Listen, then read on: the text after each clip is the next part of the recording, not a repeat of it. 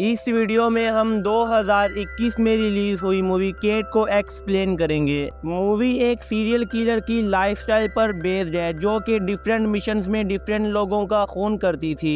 इसी के चलते एक दिन कोई केट को पॉइजन देते हैं जिसकी वजह से केट की जिंदगी 24 घंटों में खत्म हो जाएगी। क्या केट इन 24 घंटों में अपना बदला ले पाएगी? आइए इस वीडियो में जानते हैं। कहानी की शुरुआत में केट को अपने बॉस वेरिक के साथ एक वैन में दिखाया जाता है जो कि ओसाका सिटी में अपना मिशन कंप्लीट करने जा रहे थे। और यहाँ हमें पता चलता है कि केट जब छोटी थी तो अपनी फैमिली से बिछड़ने के बाद वेरिक ने ही केट को पाला था। केट को फाइटिंग, ड्राइविंग और गन ट्रेनिंग वेरिक ने ही सिखाई थी और तब से केट वेरिक के लिए ही काम करती है। फिर केट अपनी पोजीशन संभालने के बाद टारगेट के आने का वेट कर रही थी कि यहाँ एक कार से एक आदमी और उसकी बेटी उतरती है। केट जब उस लड़की को देखती है तो उसका दिल नहीं करता एक बेटी के सामने उसके बाप को मारने का। केट के बार बार इनकार करने के बावजूद पीछे से ऑर्डर मिल रहे थे कि शूट करो और इसी के साथ केट ना चाहते हुए भी उस आदमी को मार देती है। काफी वक्त गुजरने के बावजूद भी केट के दिमाग से वो वाकया नहीं निकलता। इसी के चलते हुए केट अपने बॉस वेरिक से कहती है कि मैं ये काम मजीद नहीं कर सकती। फिर केट एक होटल में मौजूद थी जहां एक लड़का केट से फ्लर्ट करने के बाद केट से इंटीमेट होता है और इसी दौरान केट को पॉइजन देकर वहां से चला जाता है। केट की आंख खुली तो वो हॉस्पिटल में मौजूद थी जहां डॉक्टर उसे बताता है कि तुम्हें पोलोनियम 204 दिया गया है और अब तुम्हारे पास सिर्फ 24 घंटे बाकी हैं। फिर केट नर्स की ड्रेस पहनकर डॉक्टर को गन पॉइंट पर लेकर लैब से स्टिमुलेंट चुरा कर हॉस्पिटल से फरार हो जाती है क्योंकि यही स्टिमुलेंट केट को एक्टिव रहने में मदद करेंगे। फिर केट उस आदमी के पास जाती है और उसे गन पॉइंट पर लेकर उससे पूछती है कि तुमने मुझे पॉइजन क्यों दिया। वो केट को बताता है कि मुझे ये काम करने का सेटो ने कहा था और वो टोक्यो के सबसे अमीर खानदान की जीमा का मेंबर है। सेटो अपने घर में 3 आदमियों के साथ खाना खा रहा था कि यहाँ केट आकर इनमें से एक आदमी को मार देती है। इससे पहले कि सेटो केट को कुछ बताता, सेटो के आदमी केट पर हमला कर देते हैं और मजबूरन केट इन आदमियों के साथ सेटो को भी मार देती है। सबको मारने के बाद यहाँ एक आदमी बचता है जो अपनी जान बचाने के लिए केट को बताता है कि किजिमा फैमिली की एक मेंबर जो इस वक्त एक क्लब में मौजूद है वो तुम्हारी मदद कर सकती है।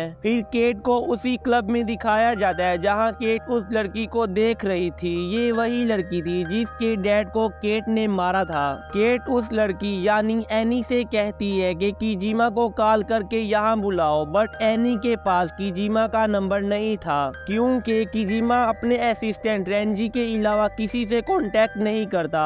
फिर एनी रेंजी को कॉल मिलाकर बताती है कि मुझे बचाओ, मुझे किसी ने किडनैप कर लिया है। फिर रेंजी अपने आदमियों से कहता है जाओ और देखो एनी को क्या हुआ। अगर एनी मर गई तो इस ब्लड लाइन का खात्मा हो जाएगा और अगर बच गई तो तुम खुद इसे मार देना। रेंजी के आदमी वहां पहुंचकर एनी को ढूंढ लेते हैं इससे पहले कि वो एनी को मारते। केट गोलियां चलाते हुए इन्हें मार देती है और एनी को पता चल जाता है कि उसकी अपनी फैमिली ही उसकी जान की दुश्मन है। फिर ये दोनों पुलिस से बचते हुए वहां से भाग जाते हैं और अब एनी किजिमा को मारने में केट की हेल्प करती है। एनी केट को बताती है कि रेंजी का एक बेस्ट फ्रेंड जो कि अपने फ्लैट में होगा वो हमें रेंजी का पता बता सकता है। फिर ये दोनों वहां पहुंचते हैं बट वो आदमी केट पर हमला कर देते हैं। काफी टाइम लड़ने के बाद वो आदमी केट को मारने ही वाला था कि एनी उसे मार देती है और इन्हें उसके मोबाइल की लोकेशन से रेंजी का पता चल जाता है। एनी रेंजी की कार के सामने आती है और दूर से केट गोलियां चलाते हुए दोनों आदमियों को मार देती है और रेंजी बहुत घबराहट की हालत में केट को किजिमा का पता बता देता है और केट उसे छोड़ देती है। केट किजिमा के घर पहुंचने के बाद उससे पूछती है कि तुमने मुझे जहर क्यों दिया और इन दोनों के दरमियान बहुत बातें होती हैं। एनी बाहर वेट कर रही थी कि यहाँ वेरिक आ जाता है और एनी को बताता है कि तुम्हारे डैड को केट ने मारा है। केट जब बाहर निकलती है तो एनी गुस्से की हालत में उसे शूट कर देती है बट गोली केट के फेस पर लगती है और उस उसकी जान बच जाती है और इसी के साथ वेरिक एनी को यहाँ से लेकर चला जाता है। केट की हालत बहुत खराब थी। इससे पहले कि वो दम तोड़ती, किजिमा केट में स्टिमुलेंट्स इंजेक्ट कर देते हैं और यहाँ हमें पता चलता है कि केट को पॉइजन किजिमा ने नहीं बल्कि खुद वेरिक ने दिया था, क्योंकि वेरिक के लिए केट मजीद काम नहीं करना चाहती थी।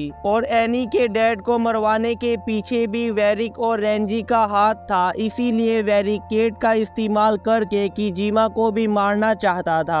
फिर वेरिक और रेंजी को दिखाया जाता है जो कह रहे थे कि अब ये सारी दौलत हमारी हुई, ना किजिमा रहा और ना एनी के डैड रहे। इससे पहले कि वो एनी को भी मार देते, यहाँ केट और किजिमा अपने आदमियों के साथ इन पर हमला कर देते हैं। केट पॉइजन और इतने जख्मों के बावजूद भी जिंदा और बिल्कुल एक्टिव थी। केट एक गन उठाती है और खुद भी लड़ना शुरू कर देती है और देखते ही देखते रेंजी और उसके आदमी खत्म होते चले जा रहे थे। ये सब कुछ वेरिक और रेंजी भी सीसीटीवी कैमरा से देख रहे थे। फिर रेंजी किजिमा का मुकाबला करने खुद आता है और इन दोनों के दरमियान लड़ाई तलवार से होती है। किजिमा अपनी तलवार का इस्तेमाल करते हुए रेंजी का सर काट देता है। दूसरी तरफ केट वेरिक को गोली मारकर एनी को बचा लेती है और फिर केट कहती है कि मैंने अपने दुश्मनों को मारकर अपना बदला पूरा कर लिया और अब मैं मरने के लिए बिल्कुल तैयार हूँ। इसी के साथ ये फिल्म यहाँ पर खत्म हो जाती है। इस मूवी को बनाने वाली official country United States of America थी।